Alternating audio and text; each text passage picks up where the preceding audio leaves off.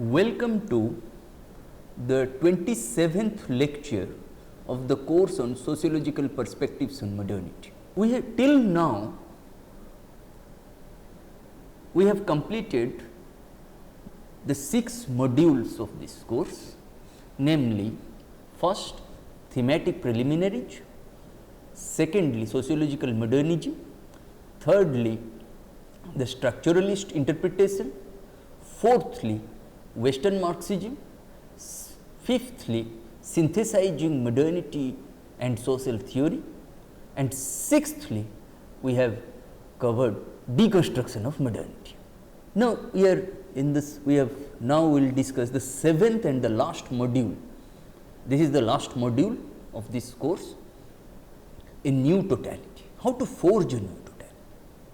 Okay? And in this module we will discuss a new totality, how to forge a new totality, not simply rejecting the critical modernist paradigm in sociology as feminism, cultural studies and postmodernism have done, without rejecting the central pillars of modernity, namely holism or totality, reflexivity, rationality and social movements. How we can redesign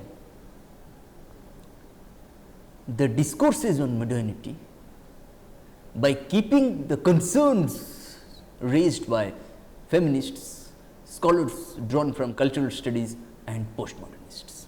Responses that we get from critical modernist paradigm in sociology to the issues raised by feminists, scholars drawn from cultural studies, post-structuralists and postmodernists.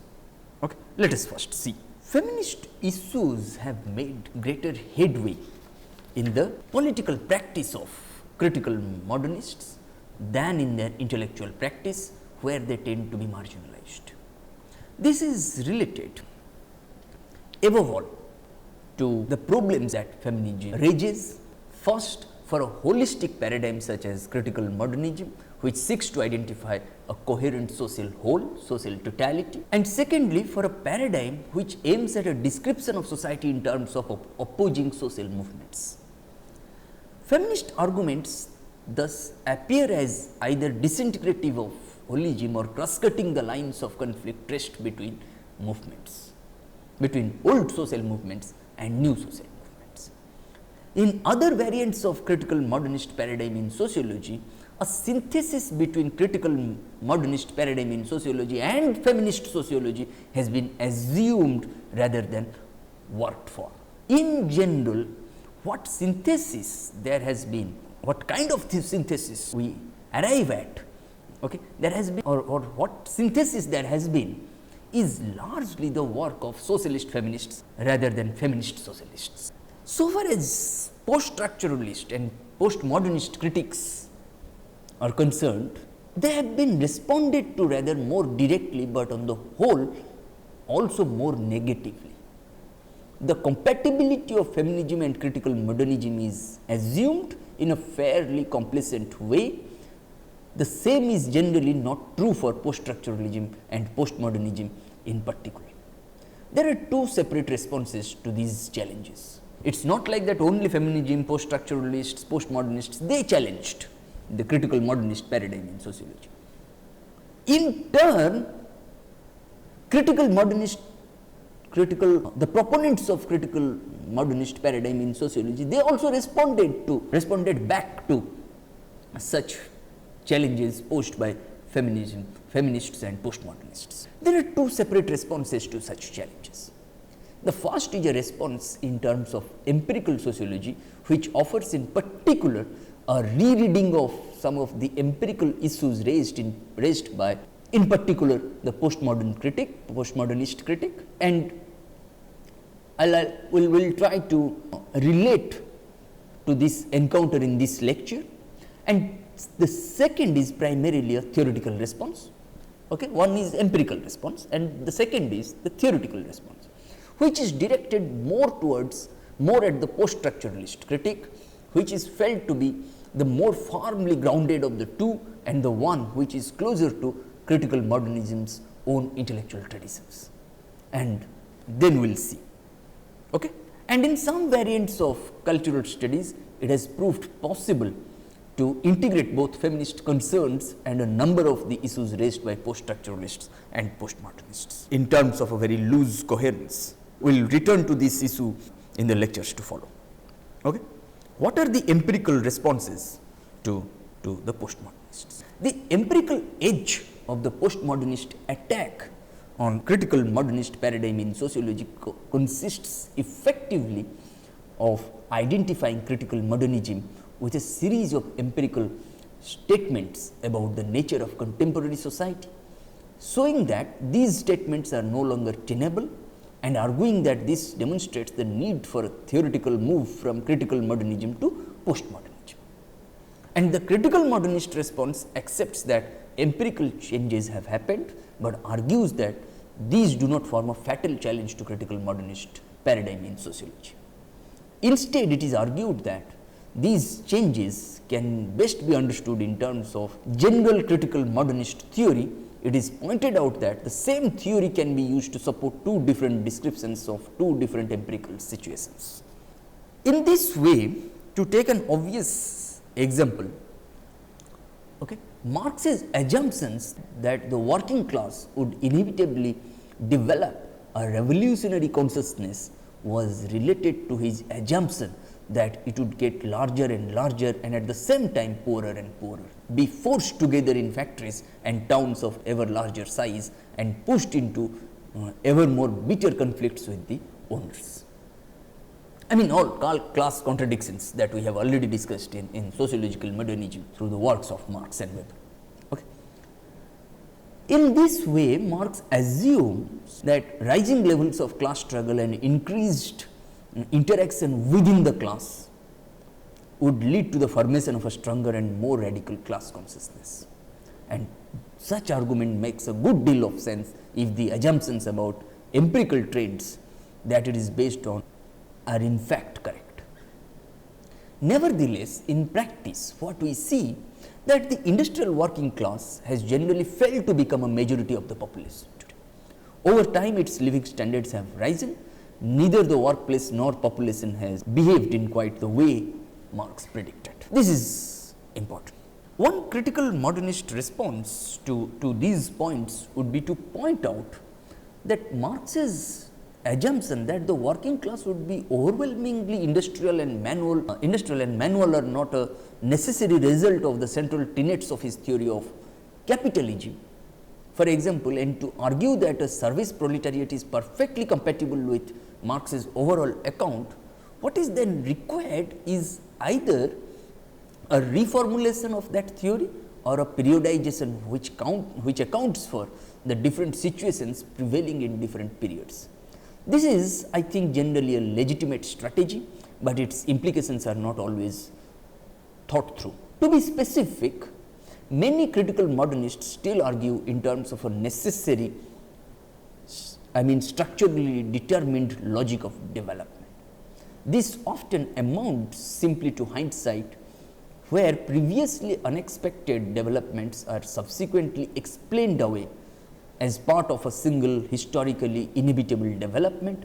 More seriously, as this example makes clear, the kind of contingency that enters into class formation under conditions of desegregation and dispersal rather than ever increasing concentration then need to be taken seriously. Nevertheless, the strategy is not in itself illegitimate. It is very much legitimate, valid. What I want to outline in this lecture is what I think may be a coherent empirical account of a new totality emerging out of the writings of a number of authors within the critical modernist tradition, critical modernist trajectory. And this account brings a number of issues together. One, in terms of totality, this strategy identifies historical and geographical specificities within its overall account of modernity. Now, why we are trying to look at both historical as well as geographical specificities?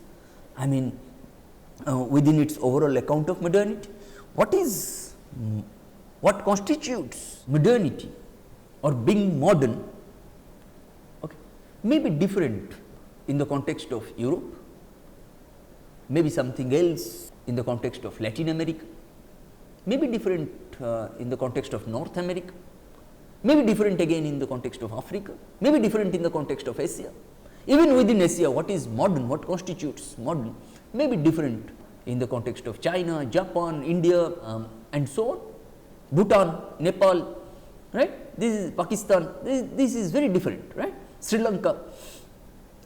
And secondly, in terms of social movements, such strategy offers a link between the old social movements and new social movements rather than seeing them as in opposition.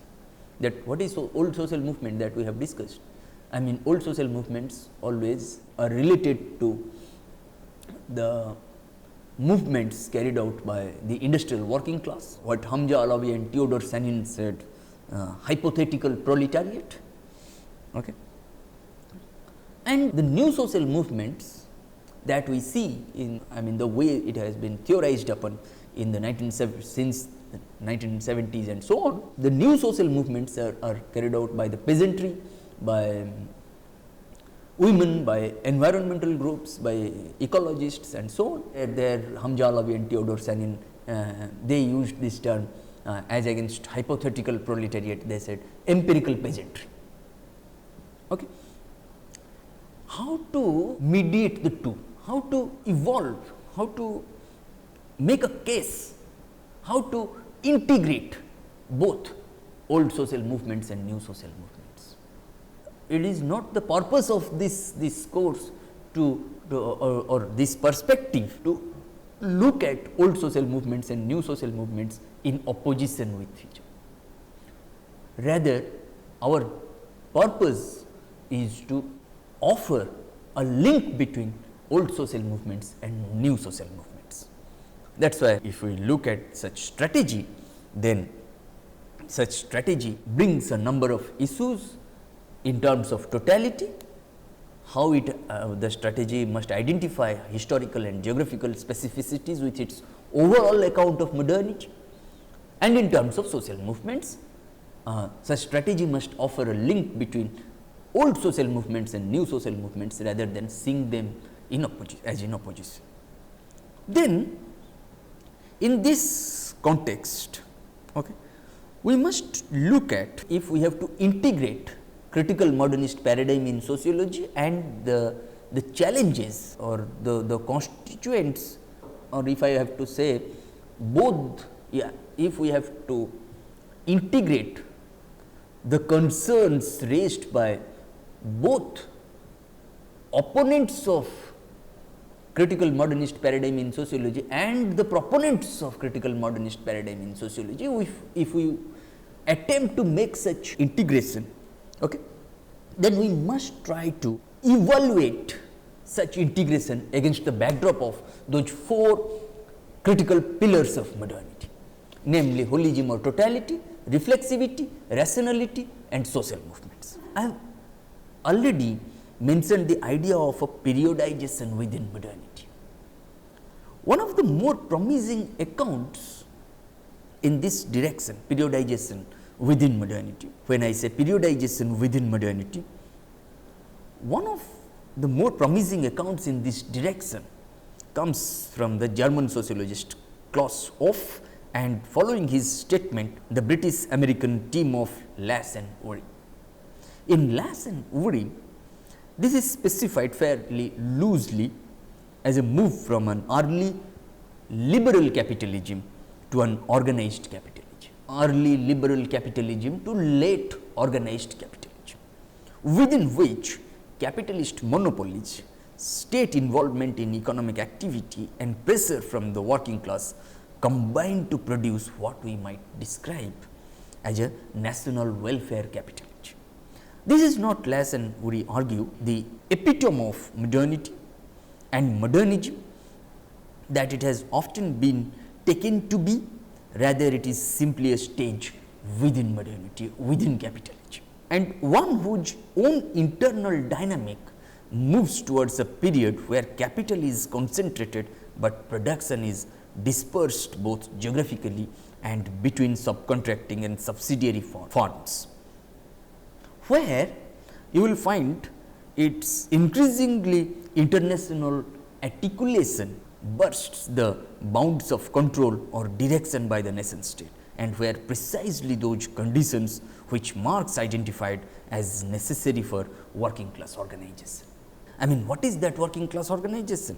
What is that necessary for working class organization? I mean, a strong and cohesive workplace and community base are eroded. This argument obviously parallels the opposition between Fordist methods of production and post-Fordist methods of production. I mean, that there are Fordist accounts of political economy and post-Fordist accounts of political economy, which we have already discussed in our module on the postmodernist, I mean in my lectures on postmodernist challenge to critical modernist paradigm in sociology. The potential advantage of Lass and Uri's views are that it offers greater scope for social agency, which I will discuss a little while later, and a rather better account of the geographical organization of late modernity, that late organized capitalism. What is that late modernity or organized capitalism?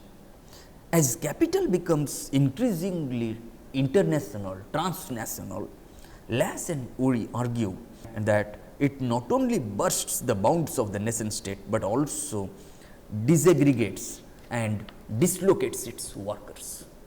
There is a move from the kind of regional and urban specialization in given sectors, particularly of heavy industry, which formed the backbone of the traditional workers' movements, to a situation where there are greater differences within regions than between them, and where the older urban manual working class are dumped in management strategies which aim at a fresh start in terms of plant on greenfield sites and at relocating in areas where the workforce is neither so militant nor so easily organized as in the old industrial cities. It is at this point that I think that Lass and Uri's account intersects, or can be made to do so, with Wallerstein's account of capitalist world economy. That I hope you remember this, what we discussed in the context of capitalist world economy by Immanuel Wallerstein. You will remember that the dependency theory challenges the conventional account of modernization as a rising tide which lifts all boats sooner or later, in terms of an account which sees the core countries of the north as exploiting and dominating the peripheral countries of the south in such a way as to produce a disaggregation of their economies, where economic activity becomes oriented more towards separate developments in the core, I mean developed countries, than towards other forms of economic activity within the peripheral countries, I mean underdeveloped countries. Okay? And the spatial metaphor here is quite useful. It examines, for example, the activities of a multinational corporation, MNC, in a peripheral country as exploiting and disaggregating that country's economy for the sake of an accumulation of profit in the core. And this is very important in the context of a fusion, of integration of the concerns raised by the proponents of deconstruction of modernity as well as the proponents of critical modernist paradigm in sociology. And such world systems account, I mean such the world systems account radicalizes this and does so precisely in terms of holism or totality. Firstly, there is no a priori reason to assume that a society has the same boundaries as a nation or a state. A priori means prior to experience, prior to empiricism. A posteriori means post experience, post empiricism. Okay? That is why firstly there is no a priori reason to assume that a society has the same boundaries as a nation or a state, because a state has a defined boundary, nation has a defined boundary, but a society does not have that kind of boundary, right. That is why we sociologists, we students of sociology, as a student of sociology, we always try to move beyond any boundary. If we follow the language of political economy used by Immanuel Wallerstein, an alternative to assuming the national economy as a unit and then arguing that it is disaggregated, in other words, that its elements are primarily related to external rather than internal developments, it makes more sense to question this drawing of boundaries. The unit would then not be the national economy, but the world economy.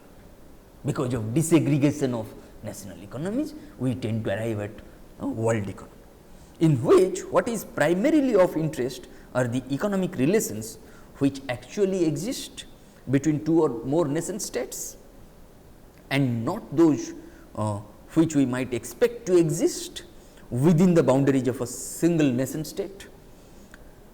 Putting it succinctly, capital is increasingly becoming concentrated at a world level, at a global level, and is thus becoming independent of purely national constraints. The international division of labor is becoming independent, is not one between what is that international division of labor? I mean,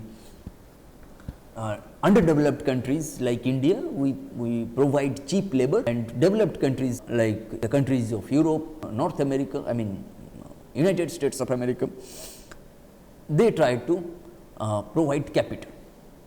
Okay? That is the international division of labor. Okay? Is not one between whole national units, but if anything one between large scale corporate and financial operations which link activities of production and distribution on a global scale. Okay? And Lass and Uri's observation that differences between regions in the north declining and differences between them are increasing then makes rather more sense.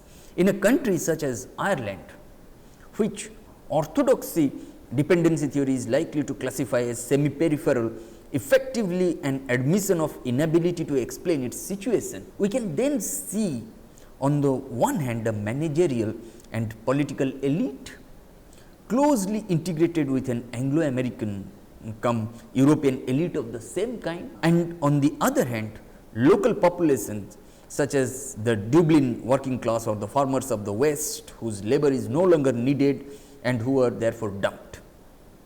The Midlands and the urban middle classes are then used as producers and consumers of a capitalist culture which is international, not so much in terms of its content as in terms of the social relations that it involves, our consumption of Australian soap opera, the global consumption of Irish music and so on. Lass and Uri as describing disorganization experienced at national level, this relates to the reorganization at a world level described by Immanuel Wallerstein, albeit with different time frames. For Lass and Uri, this process is happening now. For Wallerstein, things have been like this since the 17th century or so. That is why periodization, 3 periods Wallerstein provided. We have already discussed this. Okay? And the implications of this are that we need to describe this capitalist world system, capitalist world economy, okay, in Wallerstein's terminology as a society. In other words, as an interconnection of economic, political and cultural activity. Accounts which focus simply on the changing nature of Western society are then inadequate, insufficient. Okay? And we need a theory of society which can manage not just to make the connection between poverty, exploitation and war in the third world and privilege in the first world, but which can also identify the close interconnections between the third world elites and the ex-colonial powers, for example, and for which the third world within the first world and in the ghettos of North America, for example, is not a marginal issue.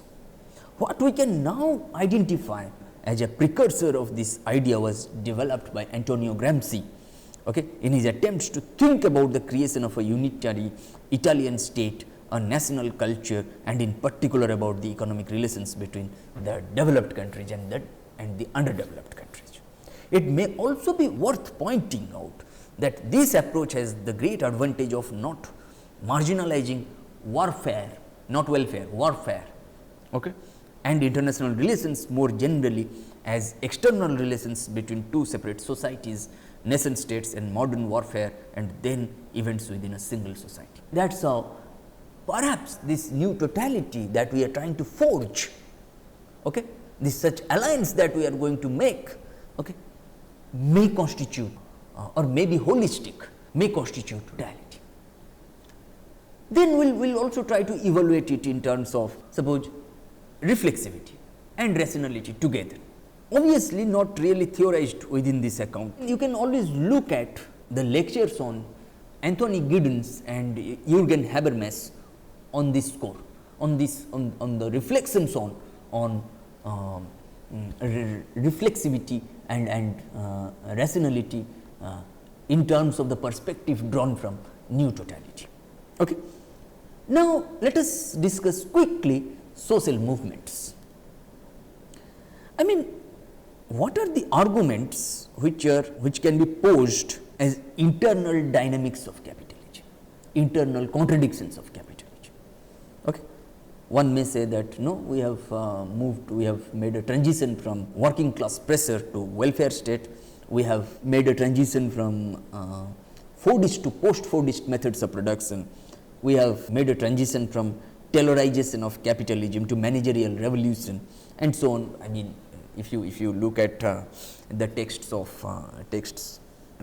these texts like Daniel Bell's The Coming of Post-Industrial Society, Manuel Cassell's works, or Alvin Toffler's The Third Wave, and so on. I mean, network society, information society, post-industrial society, and so on. Okay. I mean, there's such transitions from industrial to post-industrial society, or the transition from Fordist methods of production to post-Fordist methods of production, okay, or the working class pressure to welfare state. Okay. Both involve increased organization, growth of the new middle class of individuals selling labor power and knowledge, push for credentialization of all these. I mean, you can look at the way Lass and Uri's arguments about the making of service class in this information society.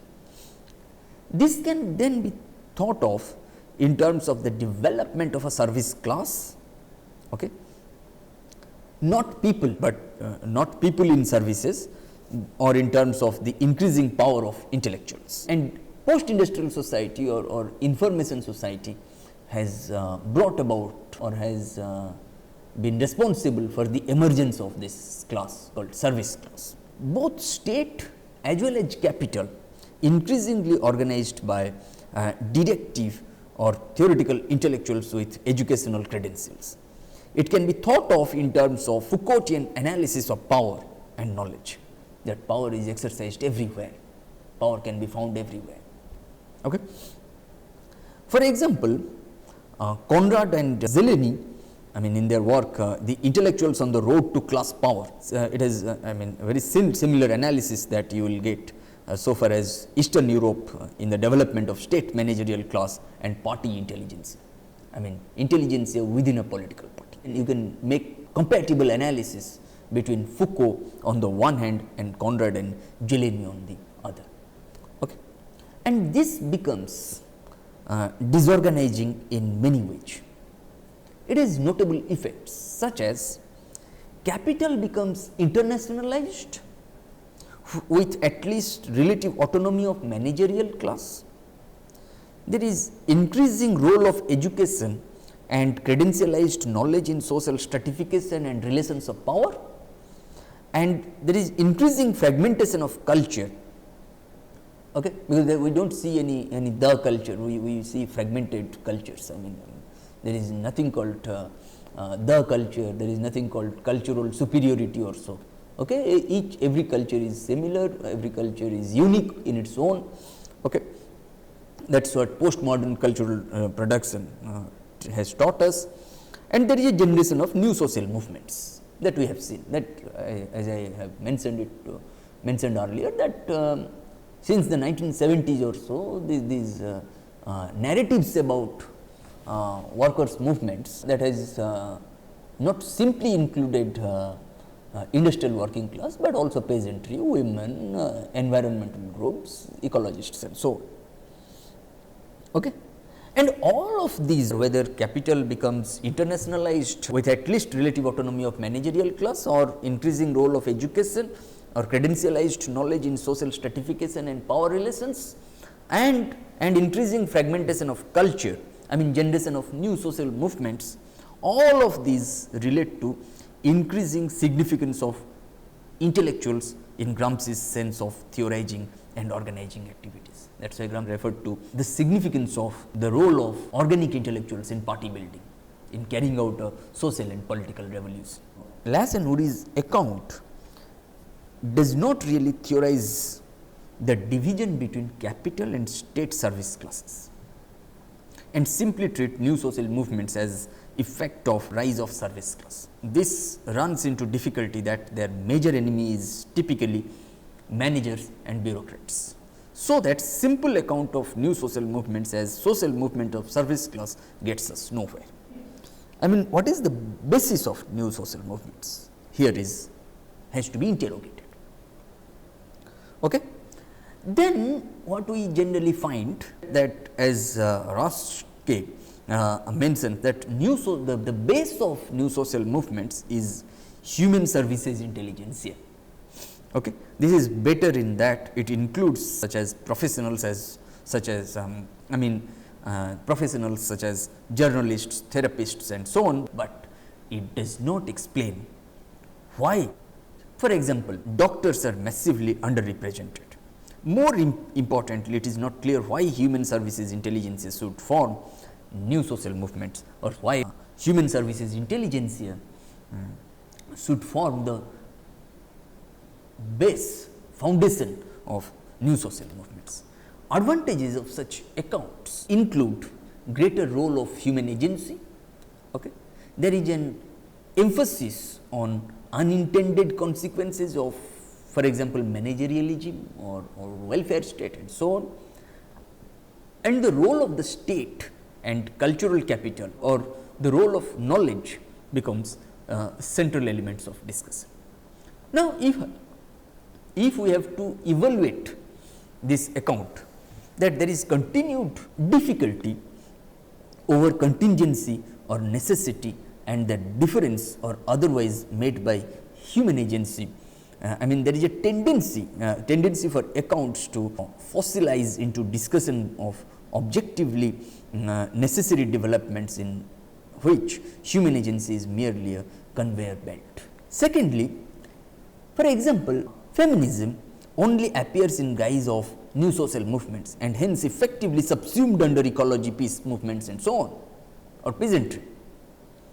Clearly, there is a relationship both with other new social movements and with, for example, the development of welfare state, rise of female intelligentsia and so on, but this account is not adequate and has nothing to say about patriarchal organization of society. That is why there is all the more an urgent need to make such integration possible, otherwise it will be unsustainable, it will be untenable. Okay? We must make an attempt to integrate the concerns raised by the opponents of critical modernist paradigm in sociology, okay, on the one hand, and the proponents of and the concerns also raised by the proponents of critical modernist paradigm in sociology. Okay. In this lecture, what we have discussed, we have tried to look at how a new totality can be forged. Okay. What are the responses or how the proponents of critical modernist paradigm in sociology responded to the concerns raised by feminists, post-structuralists, postmodernists and scholars drawn from cultural studies, the empirical responses to the postmodernists and also the theoretical basis. That is why we discussed Marx very carefully, okay, Marx's account of the theory of capitalism and so on, and then we tried to evaluate such new totality against the backdrop of those four critical pillars of modernity, namely holism or totality, reflexivity, rationality and social movements. In the next lecture, we are going to discuss radicalized modernity, and then we will discuss Indian case, okay, and then we will try to sum up. Now, we are left with 3 more lectures. One will discuss radicalized modernity, then modernity in India.